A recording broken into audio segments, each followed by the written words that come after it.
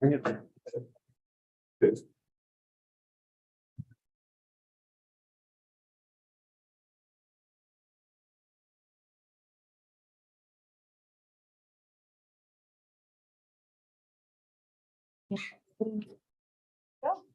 Well, welcome to the February Rights and Equity Commission meeting.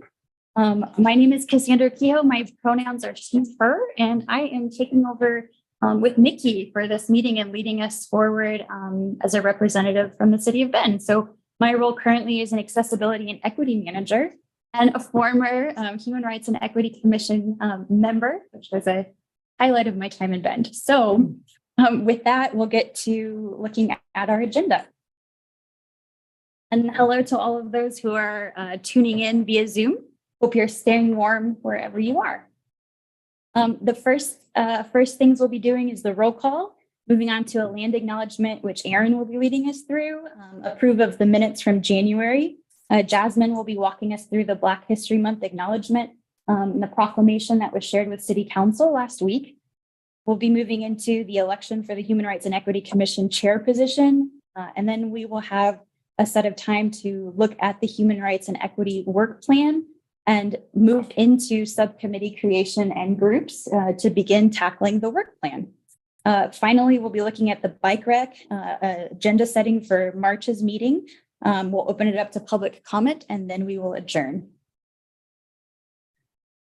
So with roll call this week, as the transition is happening, we really want to take this moment to thank and be in gratitude for Mickey and being the interim director for the equity department these past months. Your transition with Anna has been seamless. You have been such an advocate and brought so many of us together in beautiful ways where we're sharing and breaking bread and having meals. And I think we've become closer collectively because of your efforts. And we're just really grateful for that, Mickey. I thought that in lieu of saying here or present for roll call, if you want to share a memory with Mickey, we could do that, or something you'd like to share. That would be wonderful, because I know each of us have a very strong and grateful connection with you. So without further ado, I believe Brittany Brown is absent. Cameron Fisher. Present, and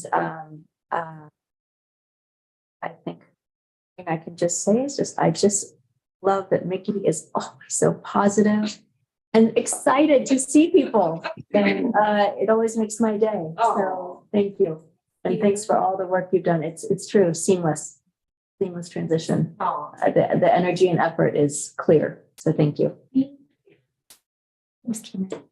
Carolyn Peacock Biggs, we know is absent. We're hoping for those of us who went to the lunch that you put on recently, Mickey.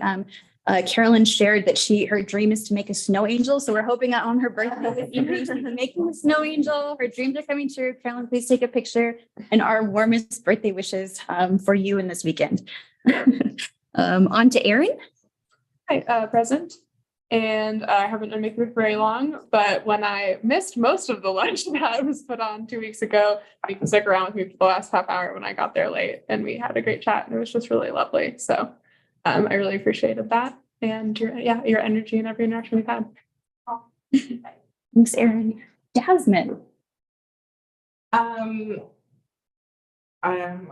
think I have lots of great memories. I mean, I just feel like as the chair, your support has been absolutely invaluable. And I did feel like it was very seamless, with you doing like a lot of the things that Anna did to help me do my job. And so I really, really appreciate you and miss you. And I know that we'll remain friends after this. And I guess a funny memory is just all of the encouragement to take my Saturdays and get on the app. So the day.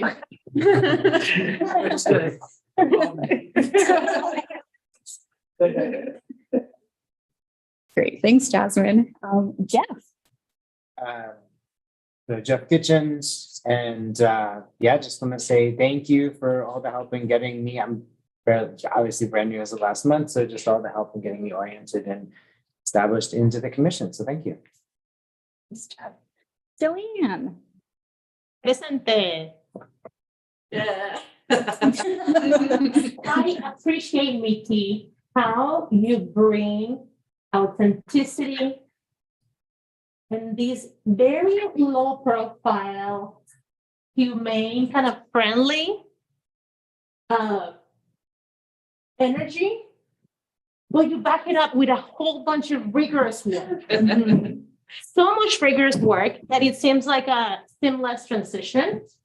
So I know it has to be difficult to be in organizations and institutions where maybe our love and friendliness, right, goes undervalued.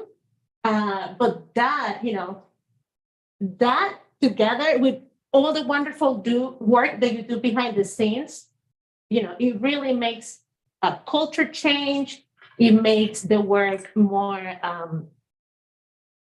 exciting when it's so heavy. So thank you. It's really nice to over to Linda, who is virtual.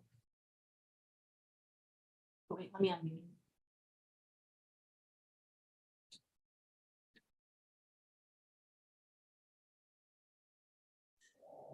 Okay, I'm on.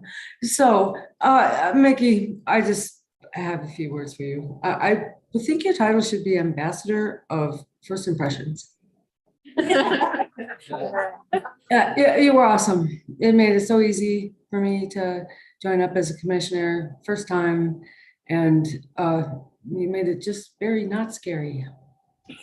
And I really appreciate you, all your hard work. I can see it. Thank you so much. Thank you. Thanks, Linda. Manoj, I am present, hello.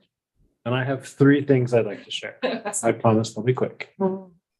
First is about expertise. Like, you came in midstream on a lot of different things. There's lots of complexities and intricacies here.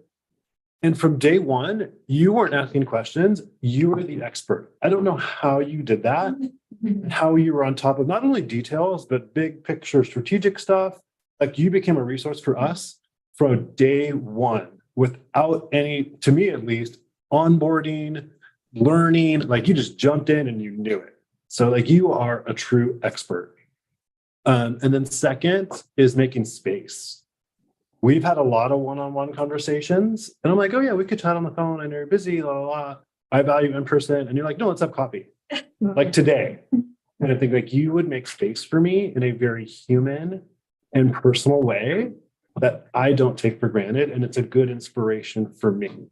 That it doesn't have to be a 15-minute phone call. We could talk for 15 minutes together, eye-to-eye, face-to-face, and then learn about each other's lives a little bit more.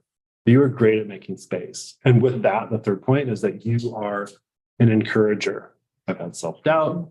I've had questions, all those kinds of things. And you come with nothing but authentic encouragement. And that also is a huge inspiration for my life, but also has been a gift as I learned to play a role with this team here. So just thank you for that. Yeah. Mo, I think. Hi, can you hear me? Hello, Mo. Hi, present. Full disclosure, I'm present in a room with an almost 3-year-old watching Cars movie. So I'll probably have to like mute a lot and turn my video off just because it's active over here. But I will be listening. Just know if you don't see my video, I'll be there. Let's see, Mickey. I first actually met Mickey when I was on city council and just kind of reached out to people who kind of seemed like they know what was up. And had a meeting with her. Hold on just a minute, Bella. Hold on. Some banana, Okay, you feeling hungry? Okay. but I want some banana. Yeah, we don't have any bananas. Do you want to hold on just one second? Be patient, okay? I want a banana. Rowan would like a banana, just so everyone knows. I'm in my meeting. Do you want to look real quick? So Mickey like took the meeting with me, like, and was really thorough, and I just really appreciated that because I was new. You can come say hi if you want. That's my meeting. Hold on. Okay. See, look at all the people. And then recently, after being on city council, my life has been pretty overwhelming. I won't, aside from details, and Mickey has done a really good job trying to find me to be like, hey, are you here?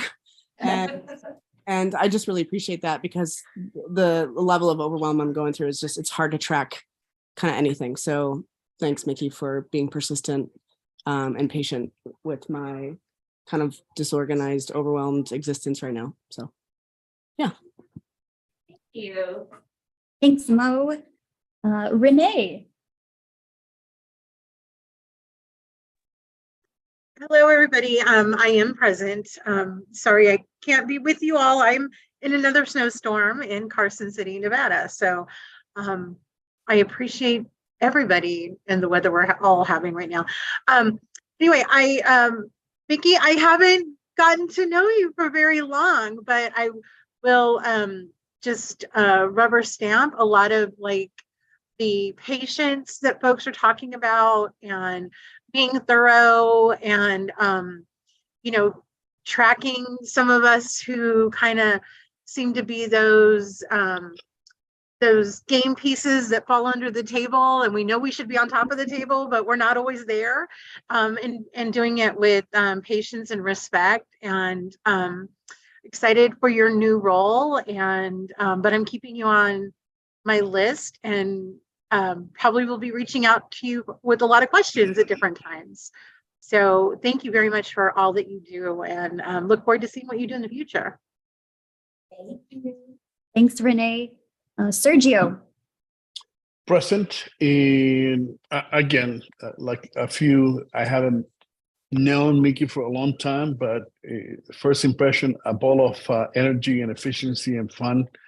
She has been superb as far as reaching out and making sure that everything was understood and welcome. So I couldn't say anything more than she's great, and she has been very welcoming and superb for the committee.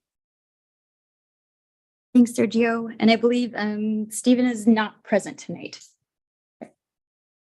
Echo the sentiments of everyone shared, Mickey. I think that there are huge shoes to fill from such small feet. I'm not sure how it's possible. I'm excited to be in the role, and thank you so much for all of the work that you've done for all of us on our behalf. Well, thank you so much. I'm utterly super embarrassed and humbled. I am so happy that I got to be part of this group, and I got to know you, and I have friends forever now. So thank you very much. Thank you all for participating. So I think it's nice to share that gratitude because this work can be hard and challenging. And so celebrating the wins and being part of, what you bring is just, we're very grateful. With that, Erin, we'll kick it over to you for our land acknowledgement. We would like to acknowledge that the beautiful land known as Bend, Oregon, north of the Columbia River, is the original homeland of the Confederated Tribes of Warm Springs. The Confederated Tribes ceded this land in the Treaty of 1855 while retaining regular and customary hunting, fishing, and gathering rights.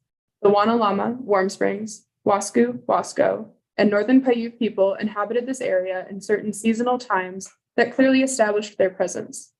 It is also important to note that the Klamath Trail ran north through this region to the Great Celilo Falls trading grounds. This trade route expanded the impact of commerce between tribal nations. We acknowledge and thank the original stewards of this land. It is our hope that guests continue to honor and care for this land. Thank you, Erin. Now we'll move on to approving the minutes from the January HREC meeting. Is there a motion to approve? Thank you, Cameron Fisher, Commissioner Cameron Fisher, seconded by Joanne Mina. I will bring us to a vote. All in favor? Aye. Aye. Hey, it passes. The minutes are approved from the January 25th, 2023 HREC meeting. And with that, we will move over to Jasmine's going to very graciously present to us the Black History Month acknowledgement that was read, the proclamation at City Council last week, and also walk us through some of the conversations that you had afterwards during the presentation. Absolutely. Thank you. Okay, so Black History Month proclamation.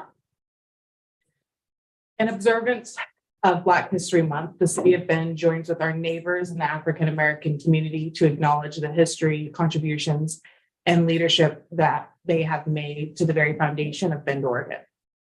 We further acknowledge the transgressions against African Americans throughout Oregon's history to present day.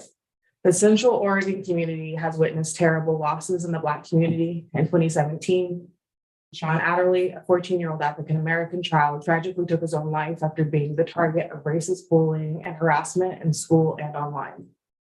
More recently, the killing of Barry Washington Jr. in downtown Bend. It is a time to move past verbal acknowledgements and take meaningful actions. Beyond acknowledging the contributions of several Black-led groups in our city, such as the Fathers Group, Restorative Justice and Equity Group, Central Oregon's National Association for the Advancement of Colored People, NAACP, Central Oregon Black Leaders Assembly, and Central Oregon's Diversity Project, the City of Bend commits to honoring the lives of Deshaun Adderley and Barry Washington Jr. with the guidance of their respective families. We understand it is necessary to provide tangible evidence of this commitment in order to begin the healing process for their families, the Black community, and Central Oregon as a whole. The City of Bend accepts its responsibility to proclaim and to enforce the proposition that racism, discrimination, intimidation, and violence have no place in Bend. Along with these commitments, we reaffirm our support for and sponsorship of the Juneteenth Central Oregon 2023 celebration happening at Drake Park on June 17th and 18th of 2023. In supporting this national celebration, the City of Bend acknowledges that Black history transcends the confines of a single month. The City Council, Mayor, and staff of Bend, Oregon proclaim February 2023 as Black History Month in Bend and encourage the community to participate in activities that honor the contributions of African Americans in our community. And I was asked to read this and was discussed along with Kenny Adams, who is the executive director for the Fathers Group, very visible Black-led organization here in Central Oregon, and then also with Dalton, and also with, of course, Dalton, who is a retired professor, and we've actually known each other for a while. And he's with the Restorative Justice Group. And so the three of us each got to have closing comments. I think the general theme of the three comments were that, you know, there has to be action, not just words, that there needs to be changes to processes and structures, rather than just, you know, grieving about a single incident, but actually taking, you know, active change to incorporate, you know, basically, to safeguard the system against these things reoccurring again. I also believe that a huge part was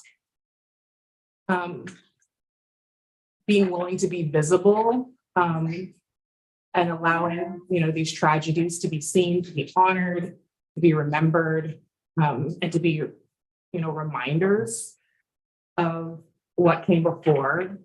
And then lastly, just to continue to encourage a changing culture where diversity is not like something that's new and has been diverse. African Americans have been here, Indigenous people have been here, Latinx community has been here. They have contributed, they brought value to this area. They have been, you know, discriminated against, suppressed, and all of those different things, to the point where, you know, we are in fact fairly invisible, but just because something, you know, has been made invisible doesn't mean that it doesn't exist. And so not treating diversity and inclusion as like trendy, newfangled things that we're doing, but rather a more like restorative thought process of writing something that's always existed and always should be happening, or always should have been happening. So that goes to the way we think about our events, It goes to how we, organize action. It goes to how the type of language that we use, and even just personal interactions, down at the coffee shop, if you're growing or changing, sometimes we're growing too fast and painfully, and there's housing issues and other civil issues that might arise, and yet we still can't, as a community, condemn, growth, condemn newcomers, increasing diversity, all of that stuff. You have to just be careful to not be negative, because ultimately what you're saying is we don't want you here and you don't belong here, and we can say it in a million ways without actually saying it. And so that was kind of the overall conversation. The only thing I want to add is a lot of times for me, as I have continued to dig into Black history, specifically, I have often found that a lot of the things that even I have considered to be maybe really great language that I didn't really think about, like, for example, this country was founded on the blood of slaves, or, the wealth of this country was built on the blood of slaves. Well, that's like, a really intense statement. But it's actually historically accurate as well. If you actually start to dig into it, you realize it's not even hyperbole or an exaggeration, but it's actually the truth.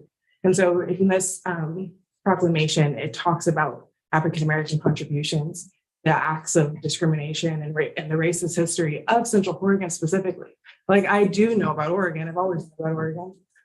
I haven't always, but I know about Oregon. But this Black History Month, I became intimately aware of a lot of very Bend specific history, which I wasn't aware of. And then you find out, again, this language is not hyperbole, it's not exaggerations. There's a strong legacy of discrimination and hatred specifically towards the African-American community, who attempted to lead, who attempted to build, who attempted to be a part of this community, like the city of Bend. And they were crushed and they were denied and they were treated inhumanely. So that's like a very real thing, and not just something that the city of Bend is kind of taking on them, but it actually is a real living history that has to, has to be overcome, and there has to be a restorative storyline that Bend actively embraces. So that's kind of my just little extra tidbit that I would like to add. I've been in Central Oregon for 25 plus years. I love telling people that, and I only recently, because of my own choices to become involved, have ever felt like I even belong to this community. I never always felt out of place. I've always been made to feel out of place by design and by word of mouth. So that's hopefully when I joined this commission, my actual reasoning for it was that so that other, Black boys and girls wouldn't have the same experience I had growing up in this area and going to these schools and trying to have a business in this area. So and I say that,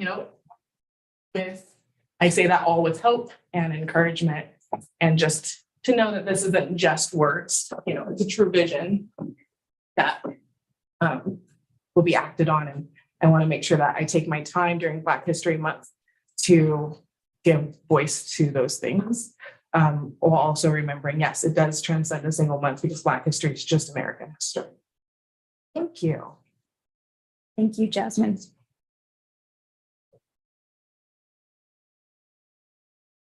All right, the next. Really good for that. Yeah.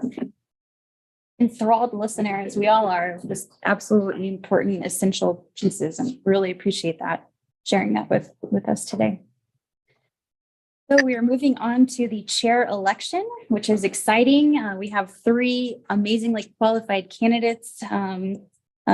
Carolyn is not in the meeting with us today, but we have her information and we'll be sharing it out.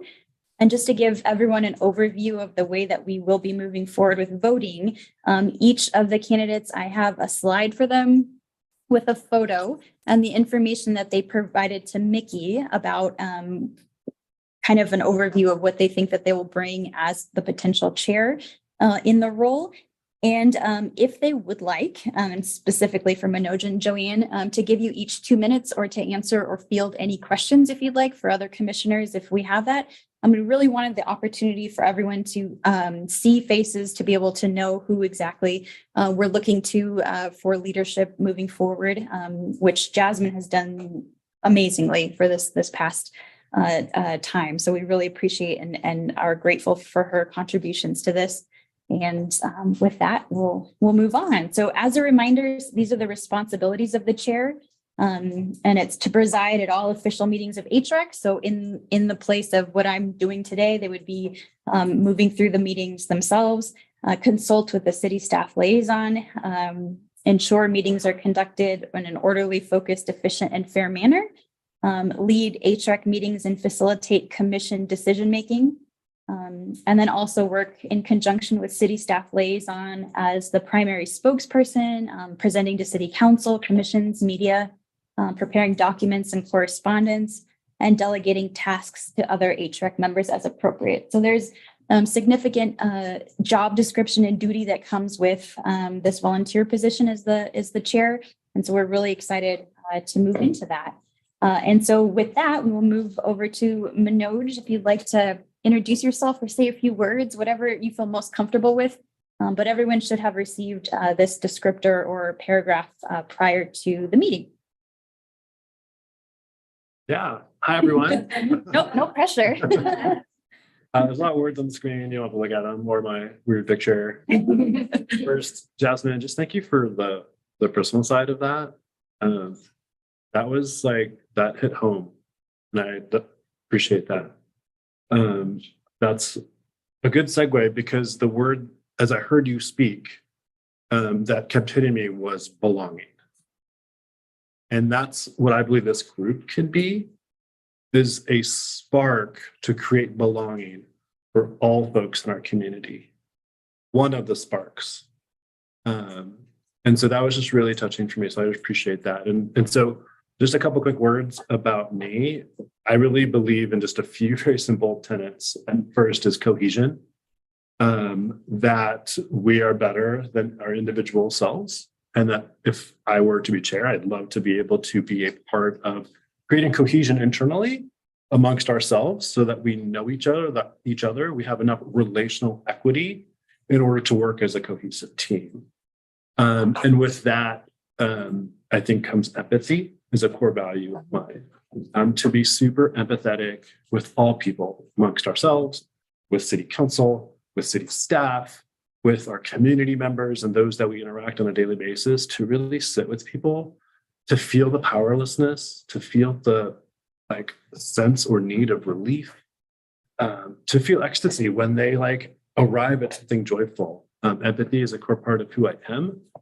And I think empathy can be the inspiration for this team to be that spark. Because if you are super empathetic with people, if you understand where they're coming from, if you feel what they feel, then we will work hard to craft solutions to the problems that face their day-to-day basis. So those are a few key tenets. Just a little bit about myself, since some of you all I haven't met before. I apologize. I missed our last meeting. I was sick, deathly ill. I would have not wanted to hang out with me that day. I moved to Bend, almost 2 years ago. From Southern California. I'm an LA native. I have 3 adoptive children who are all teenagers now. I am married to a long time. We met in college. My job is I work for a consulting agency. I do ethnography, which is understanding people and humans and how they think and act. And I use that to help large companies innovate new products and experiences, and create communications. So I write a lot of content, copy, website copy, social media copy, those kinds of things. So research, communication, strategy are kind of a big part of what I do. Yeah, I like to dream big. I like to hear other people's dreams and help make it happen. And that's part of why we're here, is because we moved here to want to live in a smaller community, to be a part of something that's growing, to be a part of something where we can have impact. 4 out of the 5 of us in our family are people of color. So we wanted to throw ourselves into a place that where it hasn't been so easy as Jasmine described, and see if we can inspire some goodness along the way. A little bit about me. That was probably longer than 2 minutes. I apologize. There's questions. Thanks, Manoj. That's great. All right. Sorry about the picture. That was me. Joey and I have one of you too. What? Oh my. To be fair, I didn't send a picture. It's So, true. I said affordable housing photo like you requested. Well, good afternoon, everyone. Again, my name is Joanne Mina, pronouns she, her. Where do we start with this? I would like just to let you know a little bit about my core values. I think that's important to know. My core values are collectivism, love for community, family, and nature creation, and justice. When I think of the Human Rights and Equity Commission, I think of all the work to get a human rights proclamation back in the early 2000s, to the work in community, having these conversations to get a task force going, to get a Human Rights and Equity Commission going. And so I find incredible pride in the growth, not that growth. I mean, the growth that we as community has gone together to go from ignoring certain things to allocating staff time, resources, to be able to really tackle some of those things. I appreciate research. And because of that, I try to share with everybody, so you can expect emails from me with links and things that I found that could be useful.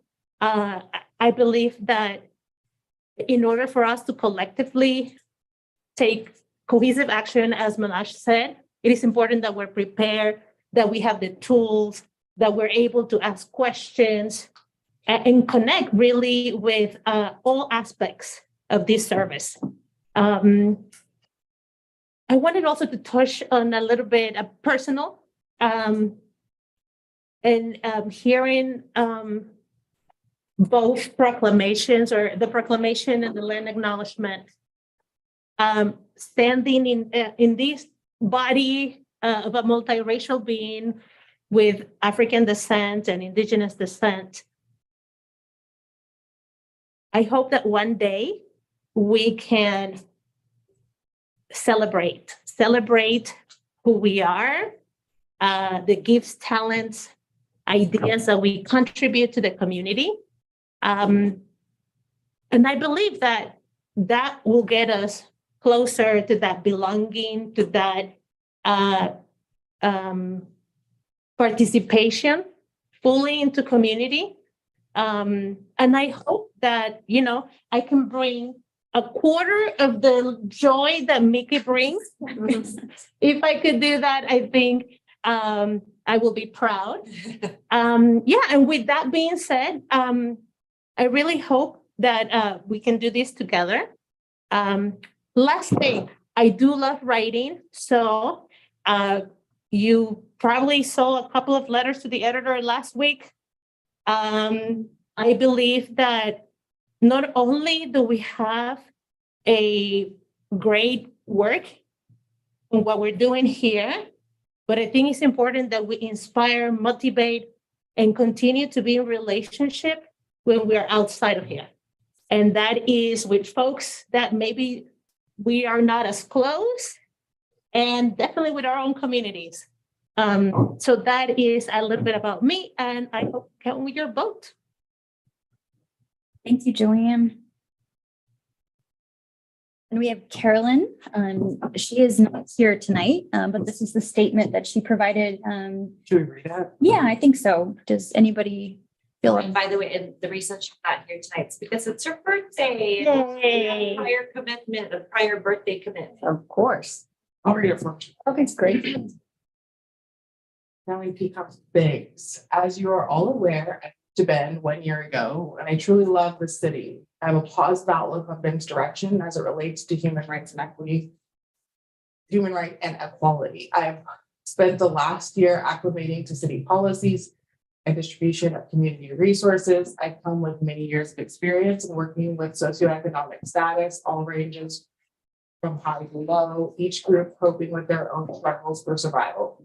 It's been a delight to work closely with you over the past year, and we've accomplished more than expected. I'm very proud to have been a part of the team of commissioners who helped create and are passing the HRAC work plan for 2023. I believe we have a bright future as we support the invisible and disenfranchised community here in Bend. My desire as chair is to be a positive presence in our community and to bridge the gap between city council and the citizens of Bend. Thanks, Jasmine. So with that, we're going to implement a roll call vote. So I'll just be going down alphabetically again for each of the commissioners. Is the best way that Mickey and I could think of doing it, absent just, ballots and all of the things in Zoom, but we have transparency in knowing what votes are which. So with that, Commissioner Brown is absent. Are there any questions before we begin the vote? Yes. Does every single commissioner vote? The commissioners tonight present will vote. Yeah. I have a question. Yes. What happens to the positions? I'm pretty sure all three of these people have positions, current positions. So will that roll into an open, like the same thing? Yeah, I think that's what we kind of forecasted for the next month. And in determining the chair election for this evening, March will be able to make a determination about positions such as vice chair and then other community liaison or other positions that may become open as a result. Any other questions from online or anything else that we can field before we begin the vote? All right. Well, I do not envy you. You're three really great candidates. And with that, we will have Commissioner Cameron Fisher kick us off. Do we share anything about why, or do we just? Up to you. Yep. It's very hard for me, but I after seeing Manoj in action facilitating the COCC meeting we had there, and then also with regard to the city council, I, as a liaison, I'm going to vote for Manoj. Thank you, Cameron. Aaron, Commissioner Aaron Mayer. Yeah, all of you seem so amazing. Again, have not known you very long. You all seem amazing. It's a terribly hard decision. Yes. I'm also going to vote for Manoj. Thank you.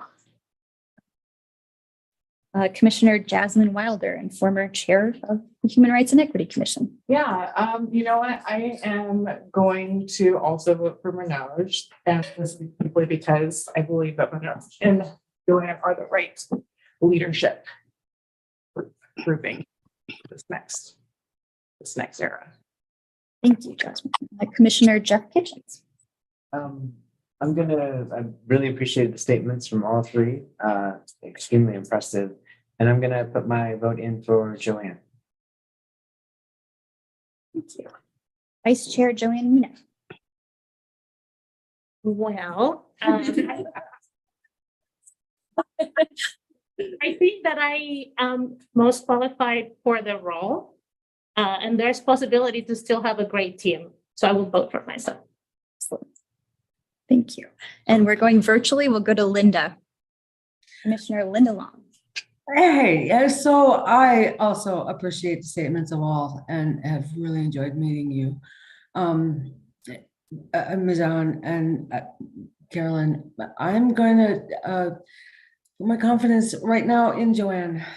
I really appreciate your experience, and I really appreciate your energy and reaching out to people, and I'm excited for what's going to happen this year. I think it's really important, and I think that you believe that also. So yeah, my vote's for Joanne right now. Thank you, Linda. Thank you. Commissioner Manu. I'll vote for myself. Be awkward not to. Thank you. And online to Commissioner Mo Mitchell. Yeah, hi. I'm gonna put my vote in for Manoj. Thank you. Thank you. Commissioner Renee Ruiz.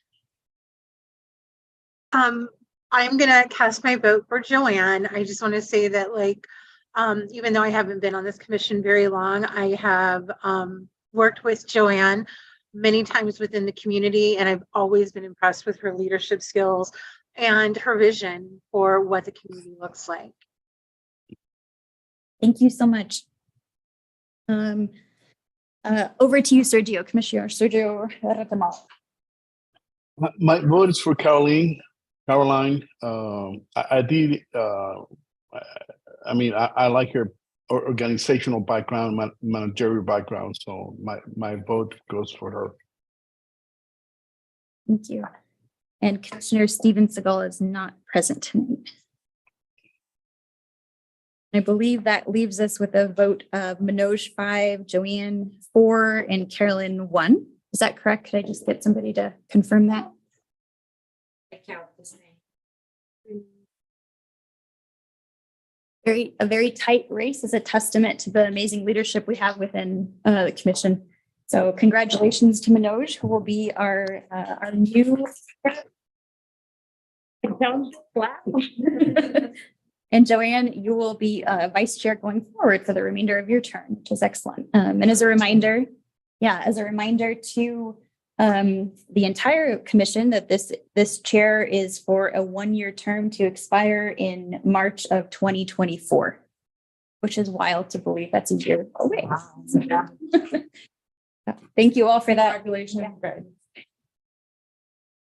Great leadership with HTREC. So with that, we're going to open it up to more discussion. Nobody's on the hot seat. It is a time to get down to the human rights and equity work plan, talking about the strategic plan and breaking down into subcommittees and just open to input that members may have about what we'd like to do. And I believe Mickey, before this meeting, had shared the presentation that Jasmine and Carolyn and Joanne had made to City Council back in December of 2022, specifically about the creation of the DEIA work plan and what it was comprised of. And so effectively, we've come down to these 4 points, which are resources in response to discrimination, developing an equity framework, collaborative governance, and operationalizing equity. And so these 4 areas are the themes that we have in our work plan. And that was after, a long time and a lot of struggle in clarifying exactly what it was that HTREC wanted to do. It was presented to City Council where it was accepted. And we are looking now to put this into an actual work plan where we can create actual programming and goals setting for the rest of this year in 2023 as we move into 2024. So with that, I will open it up to anybody who has anything who would like to discuss about whether or not they'd like to be in subcommittees, how we want to address and begin to break down and direct workflow for different individuals, and effectively how we're going to bring these 4 action plans to fruition and what that's going to take. So I open up the floor to any commissioner who'd like to talk about that, or if you want to go around and talk about which subcommittees we might be interested in, we could do that too. I would like to go first there. That sounds great. Thank you. So as far as the resources and response to discrimination, that process, that's something that I think I can provide some energy and resources. So I would like to be in that subcommittee, if not be a member or chair, whatever is needed there. That sounds great. Thank you, Sergio. Do you want to speak a little bit about what draws you to that, or is it your background, or as much supplemental information as people want to share? That'd be really helpful in figuring out subcommittee and potential leadership within the groups. I do have a background on organizational development, and that's important. But at the end of the day, if you don't have a process that's measurable and you can collect information and have a voice and being actionable, it's something that doesn't have teeth. So having a structure around that process of response to, reporting to, collecting that information and doing something about it, I think is very critical. Thank you for that. That's great.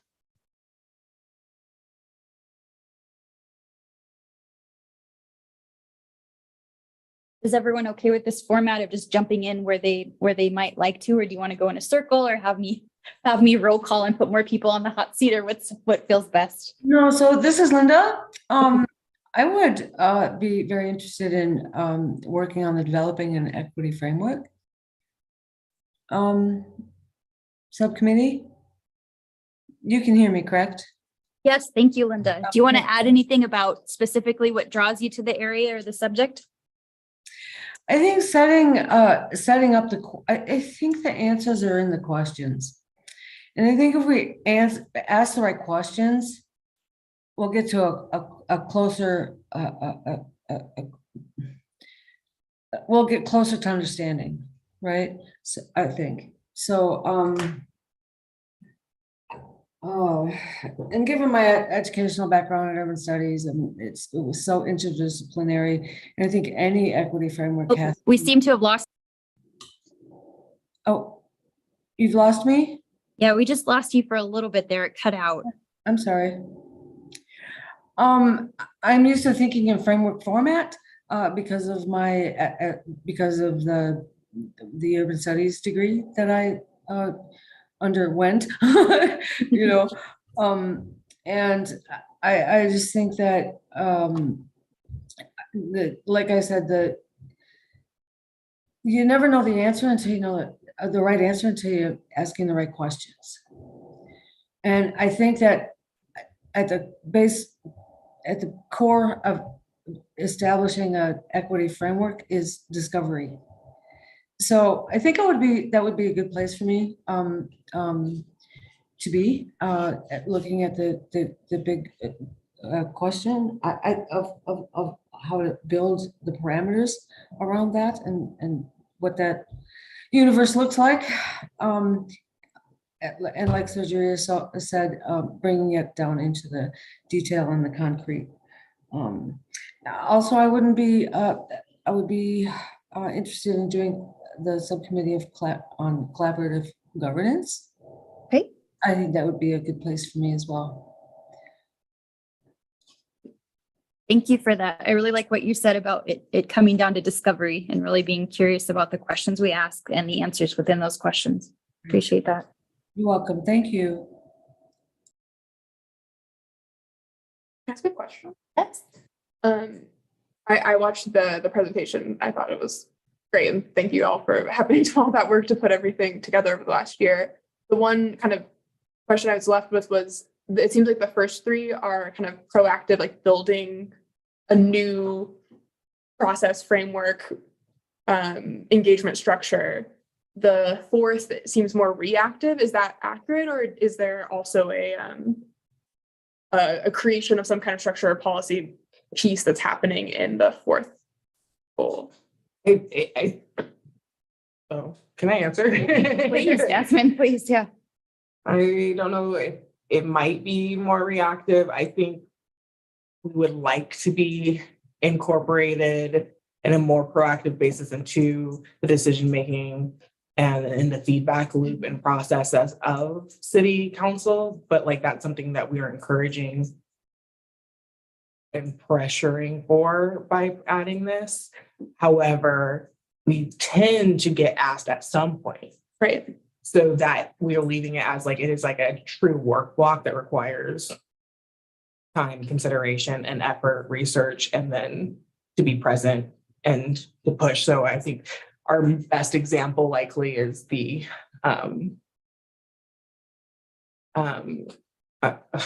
housing code. Is that was it? Yeah. So it's the housing code, or was the House. what was the name of that? The camping code. Camping code, thank you. So yeah, I think the best example of that was the camping code. It definitely would consider that reactive.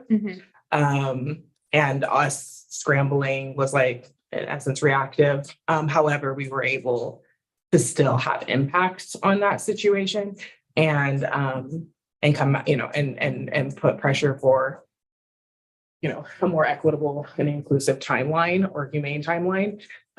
So I think that's why it's important that it's there, because we have to provide that level of accountability. But I don't think I think the goal would be that we would be more incorporated in the process in a more authentic way than we currently are. Okay. So I guess what I'm kind of hearing, and tell me if I'm wrong, is that the fourth subcommittee, or the subcommittee for the fourth goal or whatever, would be one, trying to provide recommendations for how to incorporate HREC into decision-making in a more consistent way that gives enough time and resources to be able to give real feedback, and two, would also be giving that feedback and trying to get ahead of kind of what was likely to come up and be able to do that proactively. Is that? Yeah. And I would imagine that it could even be that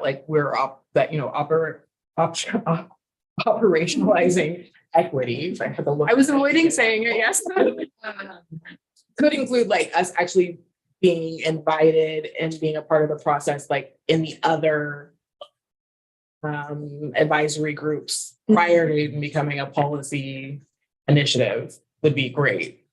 Or maybe it's both, I don't know. So I think that could look like a lot of things. And I'll say, since I spent all that time talking about it, I was that subcommittee. I also would be interested in maybe developing an equity framework. I think that one of the huge issues for the city of Bend and all city departments is a lack of a single citywide all departments framework. And so that's going to be a hugely important piece of anything that we do here being sustainable long-term. So yes, I think that'd be 1 and 2 for me.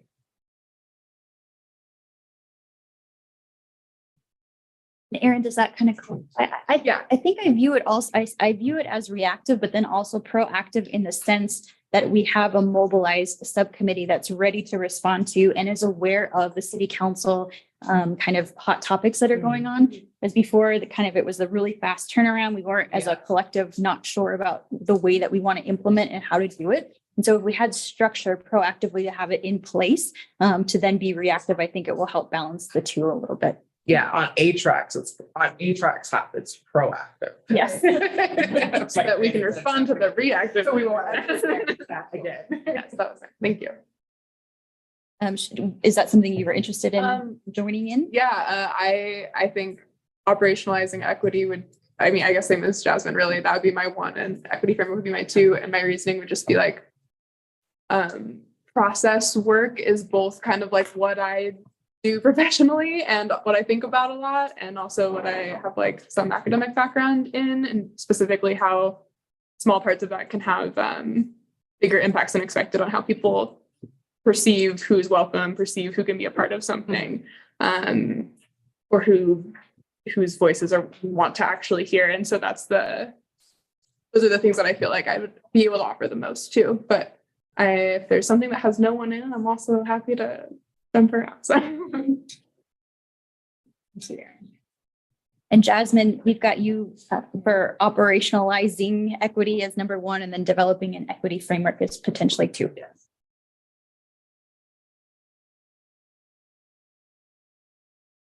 Anyone else have anything that they? Hi, everybody. Can you hear me? Thank you. Hi. Sorry. We're now at the table having pizza. I play.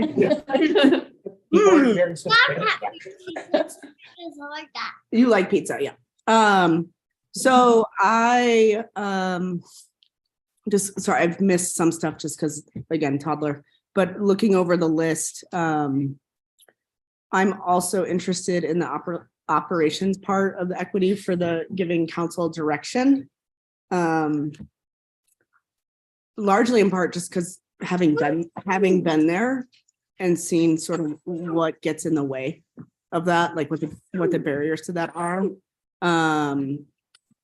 It's good pizza. And then hold on just one sec. And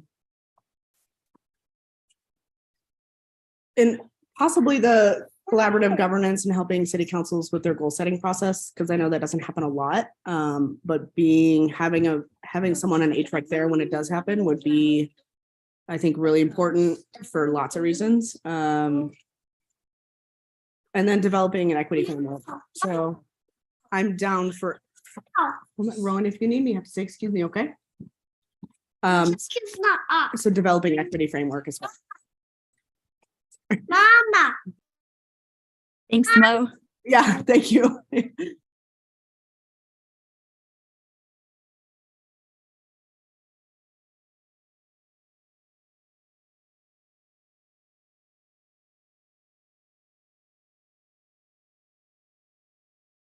So I had a question, the collaborative governance, I was curious to hear a little bit more about where or how folks thought that might about happen, what were some of the expectations, hopes, goals, dreams behind that one. And I asked that because I know that, you know, in general, the city council does a lot. I mean, everything is public, everything is transparent. So there's a lot of opportunity for community engagement. So what I'm assuming, based upon watching the video and then kind of just thinking about this, is that's really about creating a proactive space for city council working through HVAC to reach out to underserved populations. That's kind of what I took away from that, but maybe folks that have been more involved in it help me out. Joanne should definitely take the lead on that. Kind of what the vision is between the collaborative government. I think that, well, talking about collaborative, we all pitch in into that. So I don't want to be like the voice for that. No, but I think you had some other things like take it a little further than like the explanation, which is like us switching up where government's happening was one big part of it. What's the other nuances? I think that is the more than I feel like I need to like pull from prior notes to be able to give a full answer.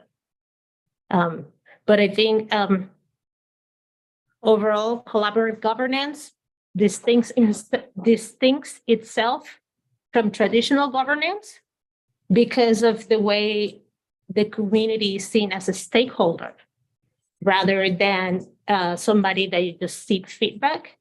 But yeah, I mean, everybody else feel free to jump on that too.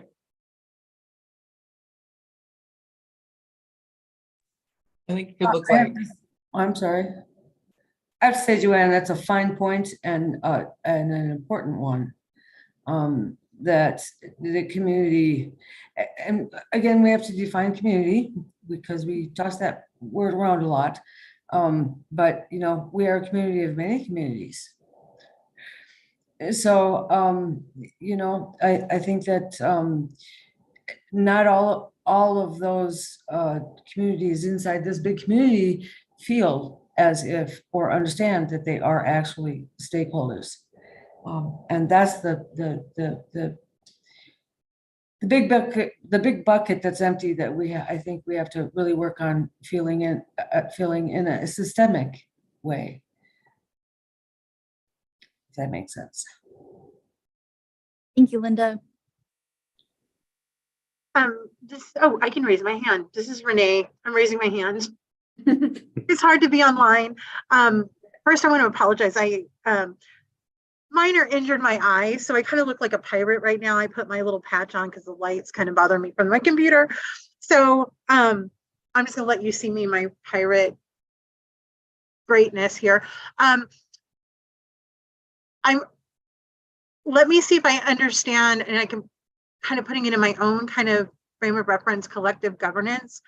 Often in workplaces where, like for me, where we work, where we have organized workers and we have management, we call it shared governance. And it's where we collectively come together to figure out common problems. And it's a share of power in that area. So I'm assuming that that's what collective governance means, or that's kind of what the vision is, that we would bring those different segments of the community together to engage folks in setting the priorities for the council, right? Like, so with that frame, that's kind of my second choice to be on that that subcommittee. But I was really interested in the resources in response to discrimination as my first choice to be on, to work with that subcommittee, just because I think that, again, coming from labor representational background, I do a lot with how folks go about filing some sort of need to investigate, or some sort of need to file a complaint, or to record an incident or something like that. And then also being able to, with having experience working with regulatory boards around many industries, knowing like how not to make it, to really start at the point where we want it to be teaching and learning from practices or issues that are happening, to really delving into creating, like seeing that the pattern has been created and how do we solve those things. So that's my first choice for the subcommittee work. Thank you, Renee. Cameron, do you want to jump in there? I think I was back with Jeff's question. One of the things that came to mind was just very, ground level, when Joanne was suggesting that we promote community collaboration in different, even different settings, when it comes back to how do we reach folks who don't necessarily know or aware that they can bring their voice to the table, or that it's wanted, or how to promote that. And so I guess that was one thing that was an example when you asked that. But back to questions, maybe somebody can help me where we are with regard to resources in response to discrimination. I think there was some stuff in the works, and does anybody have an update on where we've left off on that? And maybe forgive me if I'm missing the last discussions on that. We pause on that Yes. before we answer that. Yes. Jeff, I just want to be sure, like, before we leave your question, that you feel good about it. And my personal say on that is that I would at least invite whoever lands on these subcommittees to empower them to really put meat on these bones. Like, these are big ideas where there is room and malleability to create specific parameters, specific operations, specific ideas. So I just want to empower, like, everyone who's a part of this, in my opinion, has an opportunity to build from these big ideas. So I just want to, like, make sure you feel good enough. I know that wasn't like a clear, you've got like 5 responses about your question before we leave it and go to Cameron's question. I appreciate that. And the responses are helpful in just kind of trying to narrow down a little bit what the scope of each of these could be, I guess I should say. And I appreciate the comments and putting the meat on the bone once we pull the committee together. And I actually had a similar question for the resources in response to discrimination. So Cameron's question is very helpful too, to kind of understand what that is. Joanne? Thank you, Cassandra. So Jeff, for your question, and I guess everyone for clarity, collaborative governance does come from, as Renee was pointing, workplace democracy. So there is specific, not guidelines, but aspirations that were set with this goal. So collaborative governance brings together change makers within government and BIPOC residents and organizations, as well as racial and social justice practitioners, steep in community-based governance to create new processes and practices that center racial equity. And that was in the link I sent everybody a while back.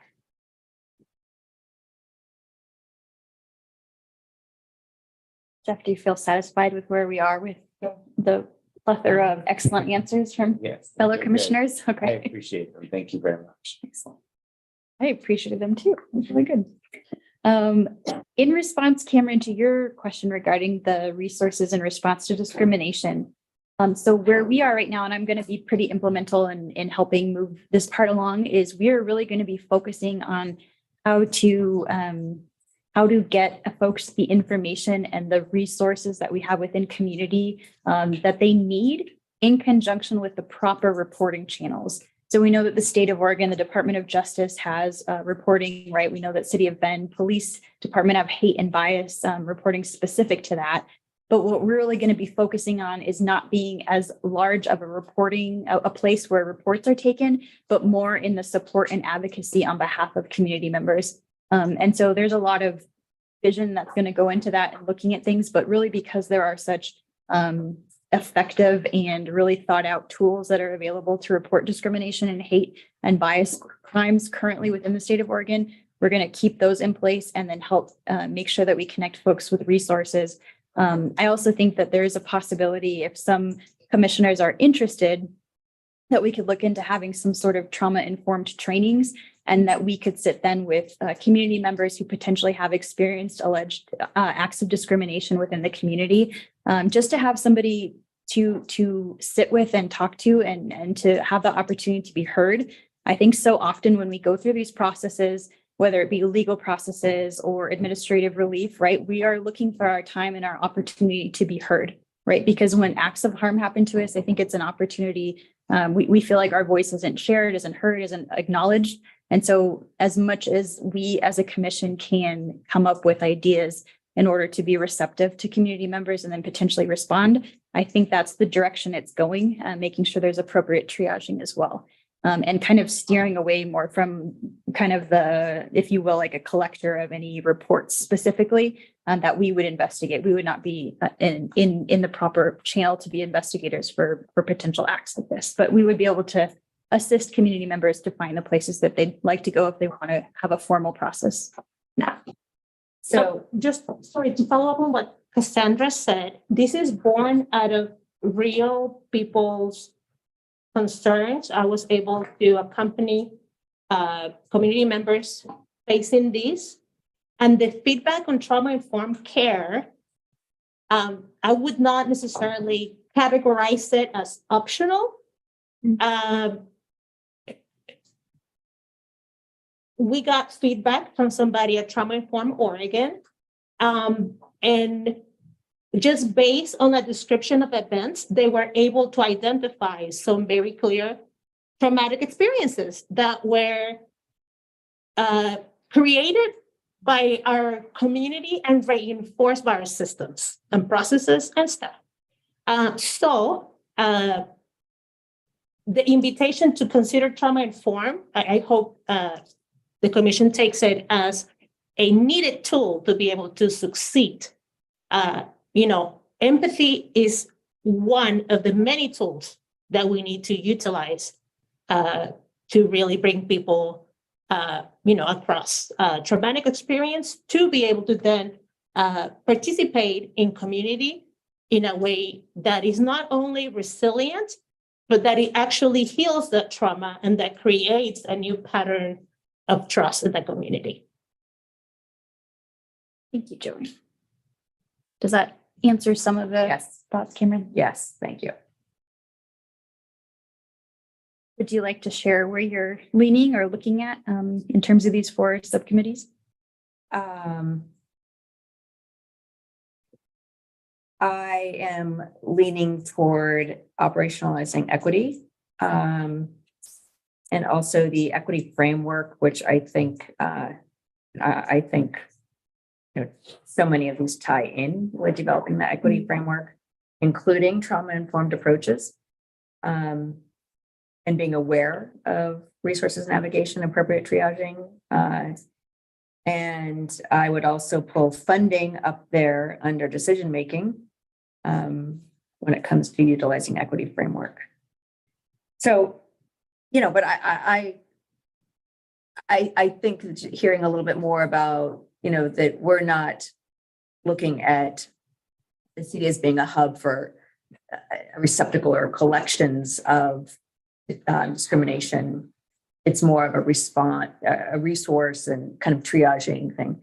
I don't feel like that as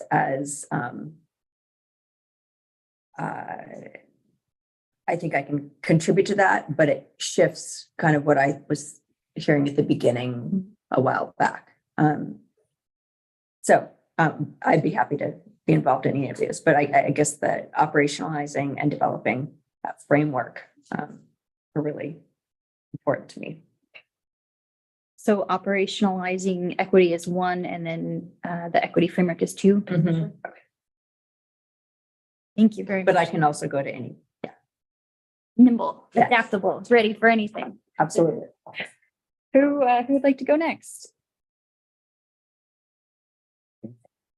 Yeah. So appreciate all the discussions. This helped kind of get a little bit better sense of each one through the conversation. I guess what I'm going to offer is that wherever you need a person most, I will just go to that subcommittee. That's easiest. I don't have necessarily a preference to any of them. I will share that.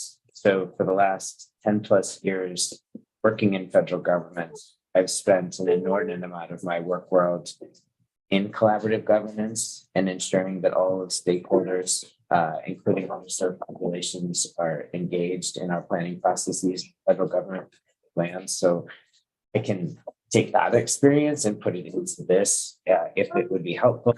I've developed equity framework and looked at a variety of diversity strategy and development for Department of Interior and a diversity change agent for decades. Help with that if that's needed or wanted. I can see, I understand much better the operationalizing, wow, don't say that one three times fast. Equity and again, I can be helpful with some of my experiences in civil service and public policy. It seems like there's already a bunch of folks interested in jumping in on that one. And then probably not as much experience and resources in response to discrimination, with the caveat that I have worked in as a supervisor and manager of fairly sizable organizations. I do understand a lot of the basic laws and requirements behind equal employment, discrimination, reporting requirements and things like that. Obviously, mostly at a federal level, but I can imagine that state, city, local, and county aren't that much different. It's just a little bit nuanced when you're dealing with private entities. So I probably could shed some perspectives and so wherever you need me, just stick me. I think Jeff's lined up for all four. Yeah, I know. That's what I heard too. Great. Since I'm not going to go into any information for I might. Thank you. That's a toss up for which one. You're so rich in your background, and I think it would be a benefit to each of these categories. Manoj, have you selected which you'd like to? I want to go where there's the least amount of people, and it looks like response to discrimination. Okay. I would be more of I've got trauma-informed experience and more of a safe listener type person, as opposed to understanding process, law, all that good stuff. I don't know that as well, but supporting people through trauma. A little bit more of the human side, I would say, for lack of a better term, I would love to contribute to. That's great. Thank you. Okay. I will like to read over it and I will email you so that and really, look at the resources and think about the scope of the work. Okay. I have Joanne to be determined, and by no means is this a final iteration of what we'll look at for the subcommittees. It's just an initial kind of interest in what people are leaning towards to have an idea about the numbers. And I'm just going to reflect back that in resources in response to discrimination, we've got Sergio, Renee, and Manoj as being potentially interested, with the caveat that Joanne is to be determined and Jeff can plug into any of these.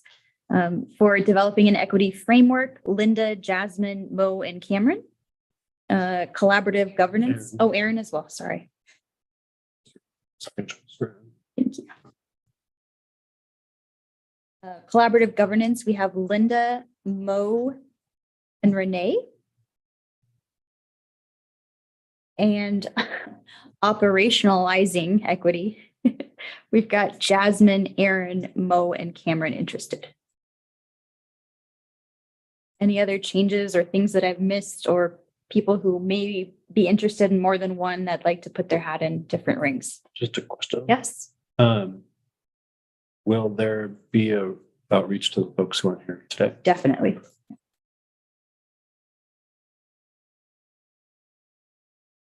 Okay, I think that this has been a really productive conversation in terms of who's interested. And I think the way that we are most effective with Human Rights and Equity Commission is that we're going to be dividing up these different sections and really having subcommittees that will be the subject matter experts and doing good work on all of them. But with that being said, they're still, they belong to the whole commission.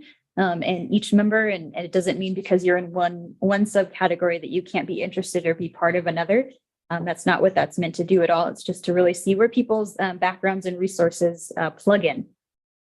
So with that, are there any other thoughts or questions about? Oh, yeah. Go ahead. My one thought, and again, not having the history on this already may be part of the process, is the developing an equity framework and reading what that is. And knowing that it still has to be fleshed out, and understanding that there's obviously a lot of presence of city government and city employees with HREC, I wonder if that committee would not likely be more successful if they integrated that one with some committee members picked from various levels of city government to work. Because if you're going to create an equity framework from which the city is going to, operate from, it strikes me that having perspectives from those that will operate within it on a daily basis could provide some really good feedback and perspectives. And I would defer to the city and city council and all that as to how, if that's appropriate, how that would work. But in building frameworks previously, usually whether there's an external entity or entities working on it, we've always integrated staff and employees that are directly impacted by it into the process. That makes it real, and it also stake in the game. And when you're handed something that came from your peers and not necessarily just an external, not that we are, but we all know what optics are, it's more easily adopted and bought into by those. Just going on that same vein, doesn't it make sense to have stakeholders? And so when we talk about this, Eric mentioned that we will do the nuance detail once the plan gets approved. So we haven't really talked about any of these things that, like from who should be at the folks at the table for subcommittees, planning, working. So yeah, all that's pending work. Comment from the lawyer peanut gallery in the corner.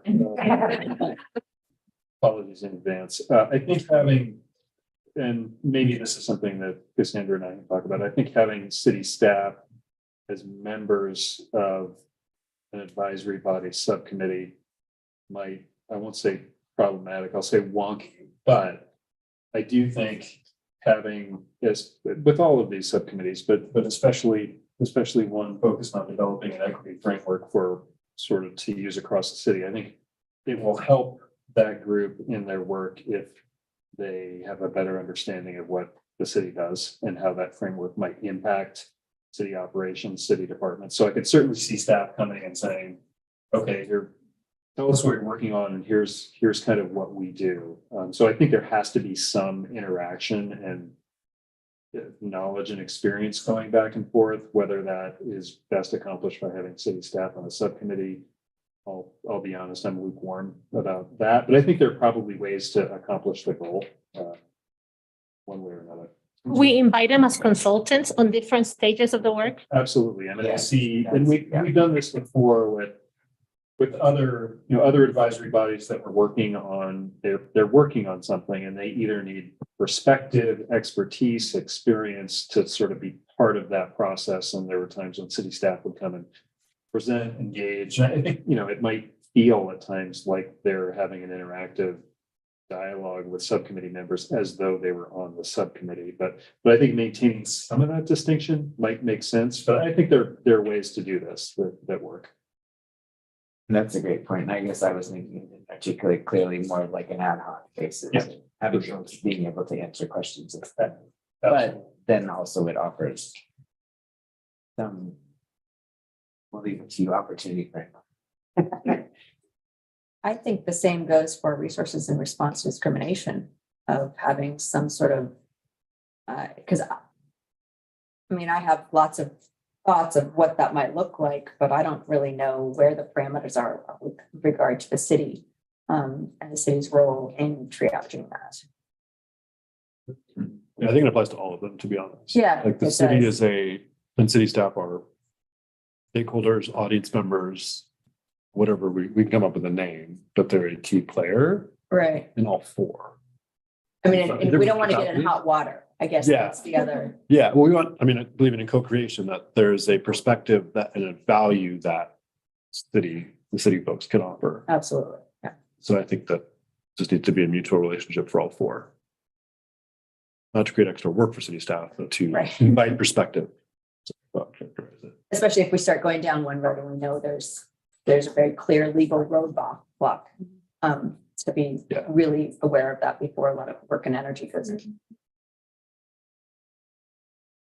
Great point, Jeff. Thanks, Ian, for the legal weigh-in, and Manoj and Cameron for that. I think it brings up really important that this is not something that's solely accomplished by HREC, but it's something that HREC can take the lead on and help as we move forward with implementing it citywide. So it is a true collaborative governance, shared governance, as Joanne and many of us have discussed tonight. Ask the question. Yes. What would you like to see in terms of involvement from council? Do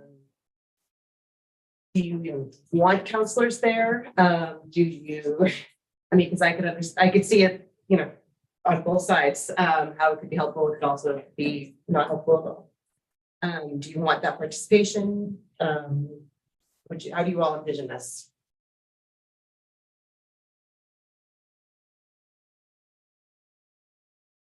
I'll go first. Silence.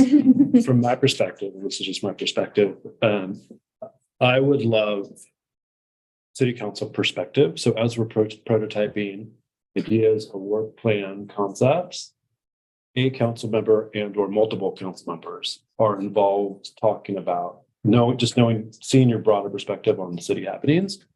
Thumbs up, thumbs down, giving feedback along the way. So I would invite that involvement at key strategic milestones. I guess. So like you need to be involved in every meeting, every email, but I think at key milestones within a work plan. Yeah, would love council members' perspectives. Okay, but that's just my opinion. Definitely open to builds or disagreements from the rest of the team. That makes a lot of sense to me. I don't have a lot to add to it, but it seems like that is a good balance of being able to get that perspective with also having a little bit of distance if that's needed sometimes.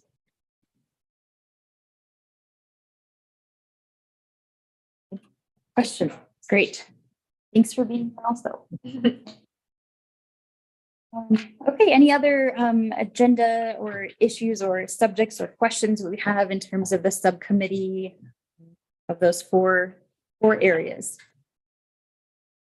And I will say that I know that a lot of you have brought up the point that these are intersectional in many ways. And so if the numbers get to a point where it makes more sense to condense two of the subjects together to have subcommittee members meet with that, I think it would make sense so long as we were in compliance with our records, meeting laws and the like. So with that, if there are no more inquiries or suggestions for volunteers, we'll move on to the agenda and the parking lot.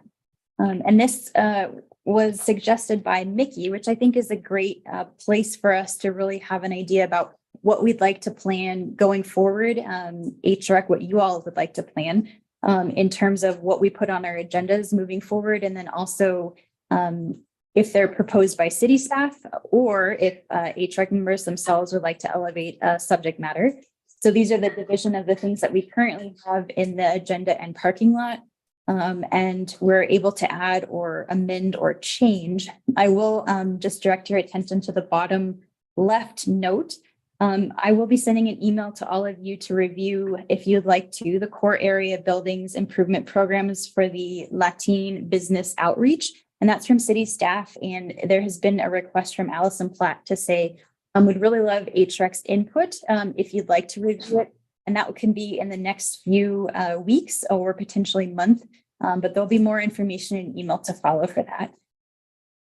We also have for city staff, we'd like to, as HREC, figure out if we'd like to potentially add an attendance or participation policy within the group. We currently do not have one as it stands currently. We also, there is the proposition by city staff to include the discussion of a 2023 diversity calendar and list of significant events. That could be something that we could add to upcoming agendas as well.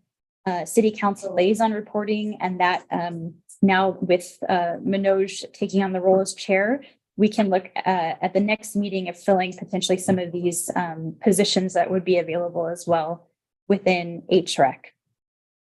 And proposed by HREC members, what we have currently is in the right-hand column, including Joanne Vice Chair Mina's proposition for the changing locations for future HREC meetings, right? When we're talking about collaborative governance of bringing government to the people and within our communities, that's an issue I know that's been brought up. I have neglected my buddy assignments from this last month, but I will be sending those out as well as to continue to establish and maintain collaborative working relationships amongst commissioners. And an introduction and feature to historically marginalized communities, potentially affordable housing advisory presentation. And that was requested by Commissioner Cameron Fisher, and also the Bend housing overview. So these are some of the things that are sitting in potential agendas and our parking lots. The way that we'd like to move forward is that anyone who'd like to add anything to the agenda or parking lot, that they essentially own the element. So for instance, as Joanne has done, had said, hey, you know, I really think that we should be taking these meetings out to community, that they then, for instance, Joanne would elevate it and say like, let's get that on the March meeting and let's have like 10 minutes dedicated to it. Can I clarify that that was not an idea? That was a collective conversation of how can we get people engaged? So yeah, anyone is welcome to elevate spaces because I believe in walking the talk. I immediately sent to Anna and I guess Mickey now 4 different locations. One of them was COCC, but the idea is to engage folks where they're at and make governance accessible. Excellent. In more than one way, right? Yep, that's great. And then correct the city council liaison reporting. We were going to rotate council members. And that was an idea is to add that to the agenda as an item so that they could have opportunities. Perfect. So this is really up to HREC how this goes on with Manoj and Joanne, how you'd like to run it, but this is just currently what is in the queue as it stands, and how we move forward to elevating things to the agenda will be up to the members and the chair and vice chair. Any questions about agenda and parking lot and or bike rack? I think it's also referenced. Yeah. And just a reminder that you only have 2 hours per month for the whole body meeting. And then now you have your subcommittees. So you have those as well that you're going to be meeting. So it's really looking at prioritizing, like what do you think you should be putting on your agenda and what you should be putting aside on a bike rack for a later time. It's not that it's not important, but it's just not a priority at this time. So maybe I misunderstood. Oh, So Cameron, do you want to go? And then Linda will come to you in just a second. maybe I misunderstood this. So that the committees will be working during our 2-hour session? No. Oh, you're just saying, think about that in addition. Yes, yeah. Okay, but so circling back to a couple of those things over there on the right-hand column. I think a while back, I thought we were gonna have either Lynn or somebody from the Housing Advisory Committee come for February. So if I wanted something like that, it is my job to say, hey, Manoj, can we do March or April? And then I go do the footwork to get one of those people and make sure we're not taking up too much time. So it's, you're not referring to committee time, you're referring to the agenda items and what else? Do you know? Yeah, so you could say, hey, Human Rights and Equity Commission body, I propose that we have then the funnel on our agenda. Let's do it for March. And if the whole body says, yeah, that's a great idea, we need to have that on our agenda. Oh, The chair could then add that to the agenda, and then we will do the invite to Lynn. okay, so And literally, I need to send an email to everybody and get a yes, Or- make sure I get a check from everybody. Sorry, we'll have an agenda setting in our agenda. So it'll be like a 10-minute thing. Hey, we're gonna set the Okay. agenda for Okay, the next upcoming meetings. So that's an opportunity to do that okay, agenda setting. And so, for example, environmental and climate committee, they actually have agenda setting at the end of their meeting for like 10 minutes. The chair leads that. And then their vice chair leads the bike rack conversation. great idea, okay. Thank you.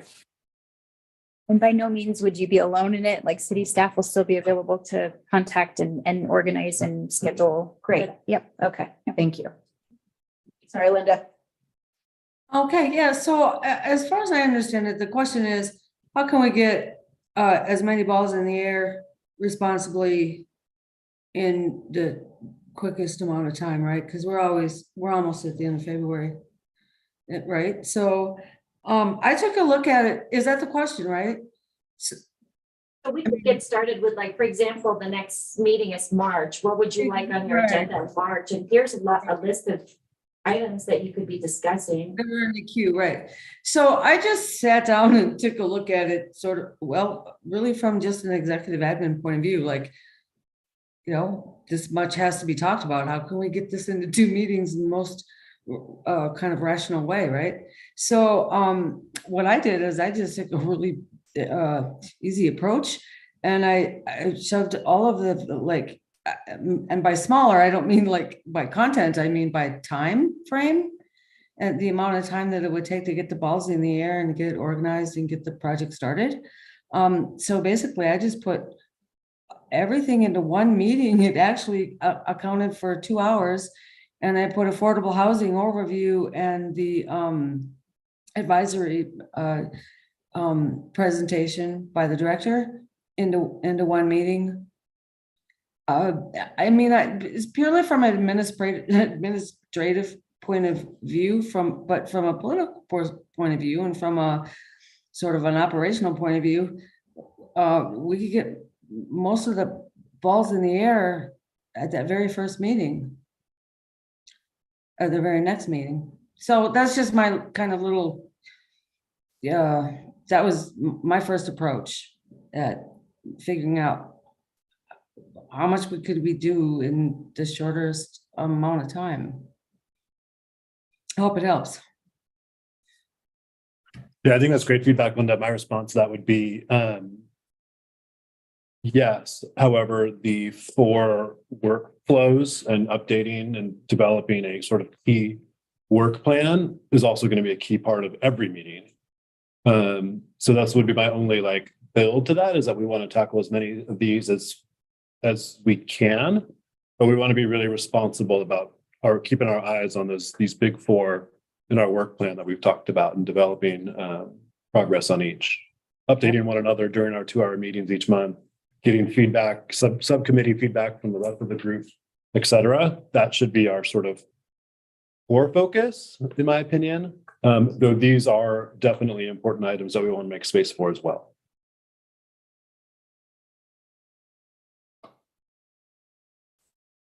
Thank you, Linda and Manoj. Jeff, is that sort of a hand? Sort of, so one of my thoughts was, is it looks like we've got some really solid standing agenda items. Some very quick, and very important, like the land acknowledgement. We do our minutes. I can imagine that there are special emphasis months for about half the year. So that's something that we would want to acknowledge or have some opportunity for some acknowledgement of emphasis and diversity months. And then, of course, we've got agenda setting and public comment. So that kind of narrows it down to half to maybe 2/3 of our agenda is open to some of these topics. And I think what would be helpful is to kind of get a sense of what are our standing agenda items. I love the idea of setting a block of time each month to really hear from the subcommittees and hearing that, because that's how you keep things moving along.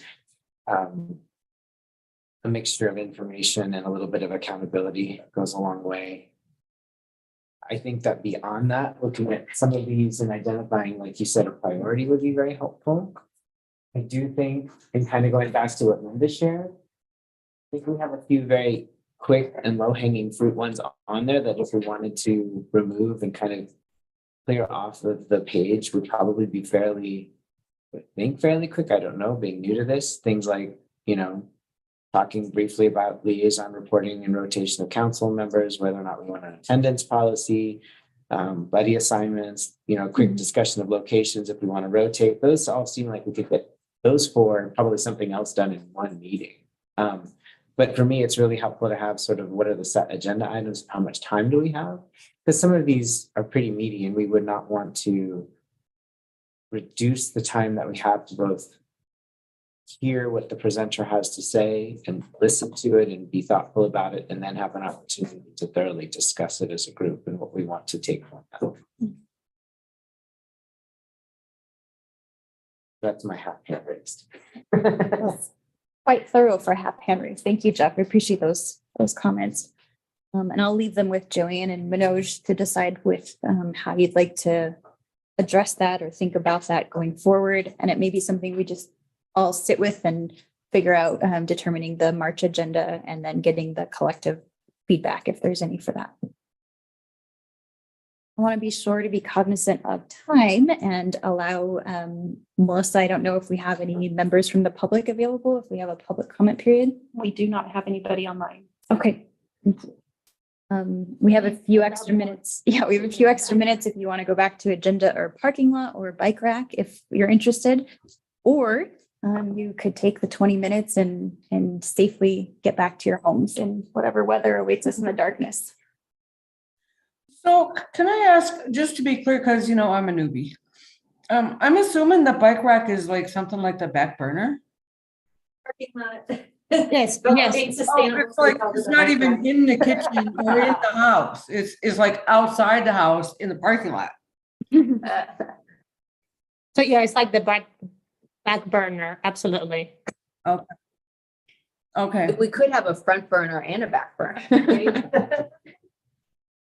Well, this thing's got a lot of things burning, so I can see why you need the parking lot for extra storage. I just have a question for feedback. Looking at the ones on the right, like those top three are presentations. Bend Housing Overview, Affordable Housing Advisory Committee presentation, an intro feature to historically marginalized groups of communities. A little context maybe for if someone's comfortable, whoever suggested those would be helpful. And then for the rest of the group, like of those three, can we come up with like a collective ranking of interest maybe to prioritize them and get them on the agenda sooner rather than later would be helpful, I think. For me, at least, just looking at those three, because those are presentations and require a little bit of scheduling. So where there is interest, I think we can try and prioritize. But maybe some context first on those three for new folks. Well, I had brought up housing overall. I think this was several months ago. not only affordable housing, but houselessness, homelessness. And I think that was even before we had the new director of the Homeless Leadership Coalition. And then somebody had mentioned Lynn McConnell, and then somebody had mentioned the advisory committee. So I think and maybe this is less of a party, a lot more has happened over the last 5 months, but I think just because one of the elements when we're talking about certain communities that HREC is really trying to address, people experiencing houselessness was an important one. And just the big ever-present affordability of being in Bend. So that was one of my reasons. I mean, I have a whole list in my brain of other things that would be great to have that are connected to HREC. But that was a starting point. Another point, if the commission thinks that some of these presentations could be too time consuming, would be to try to check the recordings of some of those other committees, get the handouts, the slides of the presentations. That way, because there's going to be new things coming up. So yes, we can have Lynn come talk to us this month, and in 6 months, she's going to have to come again. So that is not, it's good to have that relationship, to get to know who Lynn is. That way, when we exchange emails, we have faces behind it. But for governance purposes, we could benefit from participating and keeping tabs on what other committees are doing that's tied to the work of HREC. I agree to a point, but also there's something about having things come here, because I mean, I don't have the capacity to go to every different committee and watch every different. So there's something about having a snippet coming to HREC, focusing specifically on equity, I guess, because if you do, and I have watched a couple, but I mean, and Mickey has sent us little helpful, point in time or point on the video that's helpful, rather than us having to sift through to get to some of the really important connections to HREC. But and maybe that's why it's in the parking lot, is like figuring out when we have the time. Yes, but you're right, it's going to change in 6 months, just like it changed from 6 months when we started talking about this. So I'm open, but I would like to have more connection to something in the community. It doesn't have to be housing. It can be LGBTQ plus stuff. It could be, we could talk to, have Allyship in Action come revisit from the task force. So we could have, I don't know, something where we're getting connection from the community to this group in particular. Not that we don't all go out and connect in our own way, but there's something valuable about here. Agreed. And I think really having pointed questions that directly impact the work that HREC does, that we can have, a live person in front of us to be able to ask and answer and converse back and forth is helpful. But I do think supplementally, like to have what Joanna is saying, the recordings, and Mickey does such an amazing job of sending that out. So yes, absolutely. Going forward there. And this is really great, the discussion you're having. This is perfect for the agenda setting. It's for you to really, discuss, is this something we want to really have on the agenda? Or do we want to table it for now? Is it going to be important for a priority with the development of the work plan, framework and all those different goals? So now that means that stays in the parking lot. Is that what I'm getting from you guys? Well, it's a group thing, right? Yeah, I think let's get feedback, and then the agenda setting team can come up with some solutions about how to check these off the list, and how quickly we do that would be a suggestion. Yes. And my last comment. Keep it. Somebody mentioned, I think Jeff mentioned this, attendance policy. I think that should be something that's up in the front of the parking lot, or, in the front door, in front of the front door, whatever that is. Because I think it builds connection the more we are all at the same table at the same time. So we can eventually get to the things in the parking lot. Perhaps it's in the foyer. I don't know. Linda, I see you have your hand up. Yeah, I just wanted to ask about the options of the option of like collaborative works. I mean, how much of that can we? Am I muted? You were for a second. That was me. I was trying to put your hand down. I apologize. Oh, I got you. I'll put my hand down. Okay, if I can. It's okay. I'm asking about collaborative workspaces and to what extent we could use those to keep ourselves updated on all of the balls in the air. Would you be speaking about like digital, or do you mean physical in-person places? Well, online. So Online, okay. yeah, I mean, for each subcommittee, maybe to keep. I don't know. I'm just asking, to what extent have we used collaborative workspaces in the past? Or if I could have Ian maybe weigh in on this. So sorry, we were almost adjourned. Can I ask exactly what we mean by collaborative workspaces? I mean, are we talking about physical spaces? Are we talking about tools? Online workspaces. Okay. So I think Google Workspaces or. Yeah. The basic version is that the law hasn't really caught up with technology. So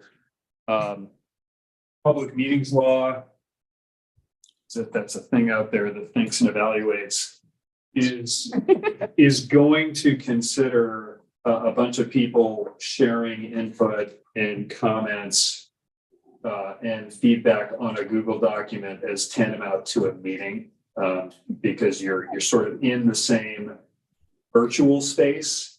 Okay. Doing the kind of dialogue that the law says you're supposed to do in a notice public meeting. So that is one of the reasons why lawyers who work for government are typically really leery of things like Google Docs and other collaborative tools that are really standard in most workplaces. In government, we just haven't really caught up to using them, because what you're doing is you're trading ideas that the law says you're supposed to trade and talk about in a public meeting, and the public can't see you in real time doing this deliberation, this thought process, this development of a document or policy or idea. So that's why we tend to not be really big on them, because we think they conflict with the purpose and the intent of the public meetings law. Well, that makes sense. It's been a while since I've been in the public space, so yeah. I'm catching up. It's super inefficient, and it's frustrating, but I think eventually the law is going to adapt, but it's not there yet. Understood. So Linda, the way we have been collaborating is Mickey will send the whole commission a question or an inquiry or a request, and we all reply just to her. So then, well, now Cassandra would compile all of our responses into one joint document that then we can review or talk about during the public meeting. Yep, old school. I've collected more than one of those kind of documents. Yeah, I know exactly what you're talking about. Okay, thank you. Thank you, Linda. Thanks, Ian, for coming over and giving us that legal information and background. I guess, Erin, yes. since there was, I guess, an ask on like, how do we feel about priorities? I guess I would second Cameron, and the attendance policy seeming like it should be a quick low-hanging fruit item. And while I like really want to hear from the housing groups, it feels like maybe those presentations would be better used when we're a little farther into the work processes, so we have more specific questions to ask. I guess to me, maybe people who have been doing this longer have a different perspective, but so that we're not only able to get a presentation, but we're also able to use that time really efficiently by talking about what's come up in the work that we're doing on these subcommittees. And And then if there are maybe a couple of small things that we can do via email in that way that Joanne said, that seems like it would be helpful, like the buddy assignments or that seems like the big one, I guess, but anything we can knock out efficiently seems useful since we have such limited time. I hope that's helpful. Thank you, Erin. Jeff? So two things. One, I think the intro feature the historically marginalized communities and groups as an overview, especially given how many new members we have. I'm sure a lot of us have different levels of information and background on that. I think just a baseline for everyone would be awesome. And I think kind of goes along with your comment about, you know, where we are right now and getting us a little further along. That might help kind of get us there. And so that, and then a couple of the ones I think on the, probably on the left side might actually fit into the committees, depending on how those committees flesh out to be a topic that working on could take on initially and then bring back to the council once it's a little bit more detailed out. And I was thinking like review core area building improvement programs, business outreach, Allison Platt city staff, that one looked like that might fit into one of the committees. I'm not sure which one yet, but it just seemed like something that a committee could work on. So, yeah, that's my thoughts. And I really liked the idea of the attendance participation policy. I actually thought I'd read that we had one, but obviously don't. That makes sense to me.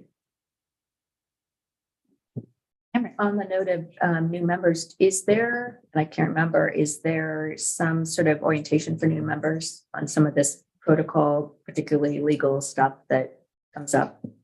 There was, and they recorded it, thankfully. Okay.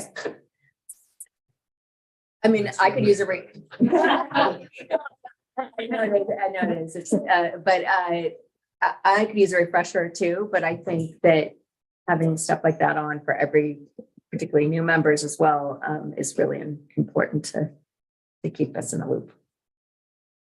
And just to build on that, I know we're like trying to wrap up here, but for new folks, for onboarding, if there's something not on this list and like would really be helpful, my challenge to you all is like, please ask, email, like whatever format you're comfortable, like, I want to learn about X. How does this happen?